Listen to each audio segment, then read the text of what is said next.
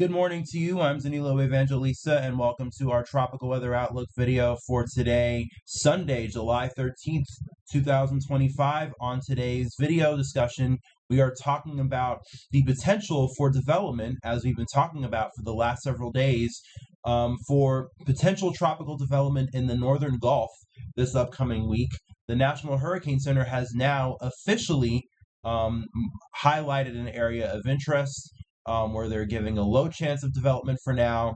But we'll see, obviously, if something does try to develop this upcoming week. Let's start off by showing you what the National Hurricane Center has in the northeastern Gulf. A low chance of development in the next 7 days at 20%. And right now, in the next 48 hours, obviously, they do not expect any sort of development. But they do say that a trough of low pressure is likely to form near the southeastern U.S. coast during the next day or two, and then move westward across Florida into the northeastern Gulf by Tuesday. Environmental conditions could support some gradual development of this system during the middle to late part of this week, while it moves westward over the northeastern Gulf and north central portions of the Gulf. And this is the really big key, something that I've been highlighting for the past several days, and I will highlight once again today. Regardless of development, heavy rainfall could produce localized flash flooding over portions of Florida and the northern central Gulf coast through the mid to late portion of this week. And that is especially important to highlight given all of the major flood events that we've had over the past several weeks. Really over just the last week alone across the United States, and it looks like the major threat, if anything, even if this doesn't develop, there will be a huge heavy rainfall threat, and that will definitely be as much of a nuisance as this if it develops and indeed becomes a tropical system, which the chance is there, and I will show you that. I'll show you why in just a moment.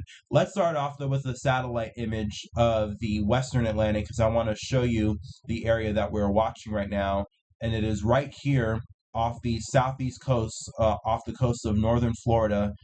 This very convectively active bundle of energy. This is where we're going to have to watch this area right here as this moves over Florida. It's going to bring heavy rainfall today and especially tomorrow through portions of the Florida Peninsula.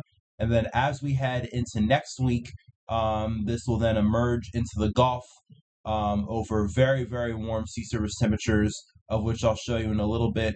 And you can actually see the signature here on the 850 millibar vorticity. So this definitely has some energy associated with it. The vorticity is there. It's just a matter of whether or not this is able to get going in the Gulf next week.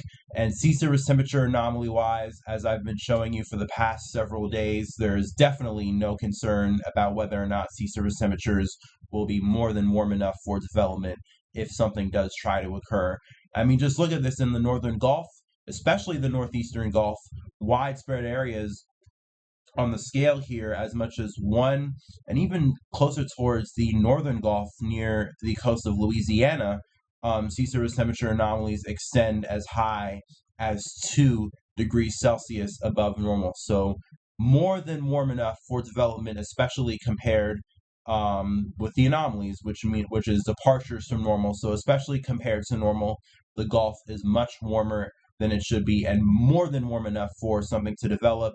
And in terms of actual sea surface temperatures, just look at the entire northern Gulf, pretty much anywhere from 29s, 30s, and we even have a few 31 degrees Celsius readings here, right off the coast of southeastern Louisiana. If this were to become a major hurricane, this would have more than enough fuel. Now, this will not become a major hurricane, more than likely. In fact, there's still a lot of questions about whether or not this will even develop, but I'm just pointing out that the sea surface temperatures are more than warm enough for development. And not only will this fuel development, but this will also fuel moisture that will be pumped into the northern Gulf Coast, especially as this heads inland towards the end of next week. One of the biggest things we always talk about when it comes to warm sea surface temperatures is, yes, this will probably, have more than enough energy to develop and potentially intensify. But the warmer the sea surface temperatures are, especially in the Gulf, the more moisture is able to be fueled into the atmosphere, which will then become rainfall that'll then fall over land and affect all of us. And I'll show you the rainfall totals in a little bit, but not just over Florida, but especially here in the northern Gulf Coast, where we will have to watch the rainfall threat very closely over the next week. So let me just really quickly show you what the models are showing for today. Starting off with the GFS, you can see where this piece of energy is off the southeast coast, moves inland, moves through Florida as we head through early next week. So tomorrow and Tuesday, and then eventually ends up over the Gulf of Mexico, or Gulf of America, if you want to call it. But it ends up over the Gulf waters by the time we get to Wednesday. And right now, the 60 GFS, not very particularly enthusiastic about development. A lot of the models kind of seem to be going back and forth between whether or not they are, actually enthusiastic about development. And at least on the GFS, I mean, this probably is not developing on the GFS, although there is energy there. There is definitely a surface low, but probably at least on the GFS, conditions are too unfavorable for things to actually solidify and get going. But this does head inland over the northern Gulf by the time we get to Thursday and then Friday. And then the energy here, if you can track it, the energy over the Gulf Coast, as it moves inland, hangs out over the deep south as we head through the end of next week. So through Thursday, Friday, Saturday, the energy of whatever is in the Gulf is still over the southeast and over the deep south, and only finally seems to actually move out as we head towards the end of next week. So probably lots of heavy rainfall, not just at the northern Gulf Coast, but probably inland as well. And I'm bringing it up because you've seen how these heavy rainfall events have played out over the last several weeks, especially over the last week. We've had tons and tons of death and destruction by heavy rainfall, not even because of tropical systems, but just simply because of heavy rainfall alone. So this will be a huge threat that we have to keep in mind, regardless of whether or not this develops. And I'll show you the European right now, showing pretty much the same thing. Energy that tries to consolidate a little bit off the southeast coast, then it moves over Florida, and it'll bring heavy rainfall throughout early next week over the Florida Peninsula, and then eventually makes its way into the northern Gulf. Also kind of struggles to consolidate before it finally moves inland Thursday and Friday, and then eventually that energy of whatever is in the Gulf gets caught up over the Gulf states and inland of the actual coast as well. So, of course, we'll have to talk about the heavy rainfall threat. But really quickly, I do want to show you, because this has been stirring up a lot of buzz, especially online. But the icon, surprisingly, of all of the models, the icon, look at this, what it does here. Tries to consolidate a little bit off the southeast coast, obviously moves inland over Florida. But you can see here, definitely more aggressive on development than all of the other models. And the icon is a little bit less of a model that we take seriously. And it's not like the GFS or the European, which are pretty much the crown king and queen of global models that we look at when it comes to tropical development. But it is still interesting nonetheless. Look what happens here on the icon. Clearly, the icon sees conditions much more favorable in the Gulf than the Euro and the GFS do. They also kind of seem to have it lingering a little bit further south of the coast for longer. And notice what the icon does here. This is at least on the 6Z run. The 12Z is coming out now, so I guess we'll see what the 12Z shows in a little bit. But look at that, 993 millibars just south of the southeastern Louisiana coast. That's probably a strong tropical storm right there. Luckily, though, the icon is the only model showing this kind of solution. And I'm not betting on this kind of solution happening, but it is interesting nonetheless that the icon is the one model of the three models here that are showing development. And not only is the icon showing development, but it's actually pretty aggressive on development, and they actually show a pretty decent system. So we'll see who's right. We'll see if whether or not the GFS or the Euro are right. And, this doesn't really develop, but this will still be a rainfall threat.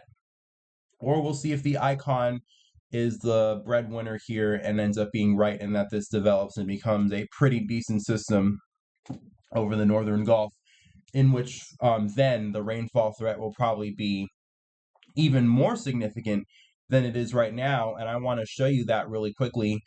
First off, here over the Florida Peninsula.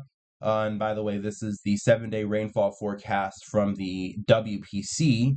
And look at that over the Florida Peninsula, especially here over central and southern Florida, widespread areas that have as much as 5 to even 7 inches of rain forecasted for them. So many areas here that will see as much as half a foot of rain as the system moves through Florida over the next several days. And then eventually, as it makes its way through the northern Gulf, you can see the rainfall threat extends into the Gulf Coast as well. Portions here off the southeast Louisiana coast, and even here for the Florida Peninsula and the general Alabama, Mississippi, Louisiana area, anywhere from as much as 2 to, once again, as much as half a foot of rain here for the northern Gulf Coast. And this probably doesn't even take into consideration the window beyond the 7-day time frame, in which we'll probably have lots of heavy rainfall over portions of the inland deep south, especially over Mississippi, Alabama, and Louisiana, which will especially be the case if this does develop and actually become a decent tropical system here in the Gulf like the icon shows. That'll definitely cause a rainfall threat, not just for the Gulf Coast, but probably for inland areas as well. And that's also something that we need to take into consideration. But the rainfall threat either way will be there, and something that we'll have to keep in mind and monitor very, very closely, because as I've been saying, rainfall is the number one killer when it comes to tropical cyclones, even when weather systems are not tropical cyclones. They can still produce life-threatening heavy rainfall and flooding, once again, as we've been seeing over the last several weeks. And oh no, this is not the map that I wanted to show you. All right, anyways, I'll actually have to, sorry, a little bit of an error here, but I wanted to show you this as the last thing before we wanted to end. I took a screenshot of it, but I guess I pulled the wrong file. Oh well, it happens, whatever. But we will find out more information about this system, because as of today, very interestingly enough, the National Hurricane Center has posted possible low-level invest mission off the Florida Gulf Coast. And this is for 15/18Z, so that is for July 15th, which is Tuesday, and 18Z, which is Tuesday afternoon. So we'll maybe have to be on the lookout for, number one, an invest designation coming with this area of interest in the Gulf very soon. Would not surprise me at all.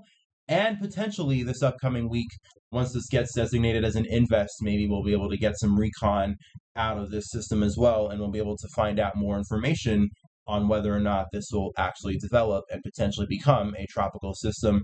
All things we are watching for this upcoming week, so be sure to stay tuned and be sure to keep your eyes on the tropics. I mean, it is hurricane season after all, so keep your eyes on the tropics either way, and I'll definitely continue to update you guys as we head throughout the week, this upcoming week. And if you are interested in keeping up to date with things with me here, please, as I always say, make sure to like, comment, and especially subscribe to my channel, and turn on the notification bell too, so you can get videos the moment I upload them. And follow me on Twitter, or X if you want to call it that, whatever you want to call it.